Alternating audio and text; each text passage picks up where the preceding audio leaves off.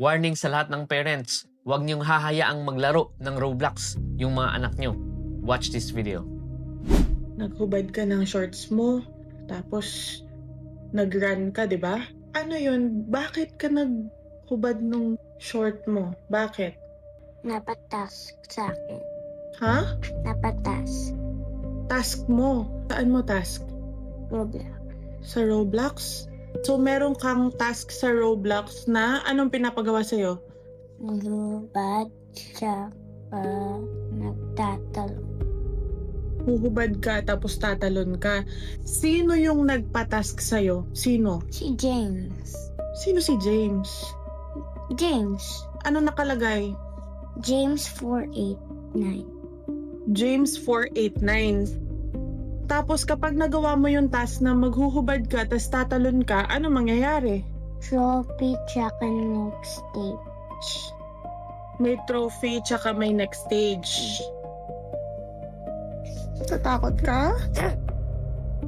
Natatakot ikaw? Buti yun pa lang yung pinapagawa sa'yo, anak. Ha? Huwag ka na matakot, ha?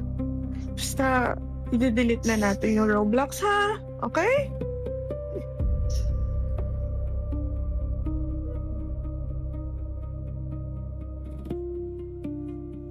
I love you. Hey, mga parents, this is my genuine plea. Disciple your kids. Dahil kung hindi natin i-disciple yung mga anak natin, yung Diablo ang magde-disciple sa kanila. Gagamitin yung Roblox, gagamitin yung mga taong inspired ng Diablo para sirain yung buhay ng mga anak natin. Right now, Satan is influencing the minds of our children through social media platform, through sa mga online games, sa mga games sa cellphone, and even sa mga pinapanood nila sa cellphone or sa gadgets. Promoting homosexuality, promoting violence at pinapatask yung mga bata, yung mga anak natin sa paggawa ng seems like okay lang sa simula pero it will lead to a violent task later on.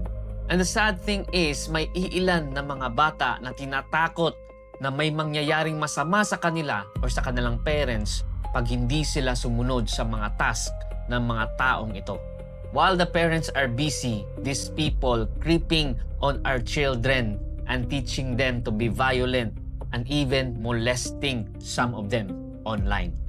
Mga parents, before mangyari ito sa mga anak natin, we must stand on our ground, teaching our children the way of the Lord, telling them Bible stories para lumaki sila na may takot sa Diyos. If hindi natin i-prevent ito, kawawa yung generation nila. Napakaraming insidente na yung nangyari, stabbing, school shooting, at madadagdagan pa yan. Huwag nating isisi sa paaralan yung failure natin as a parent. Kaya I urge you, brothers and sisters, to stand on your ground and be a parent to your children. That is our calling, to lead them to Christ, to disciple them. God bless.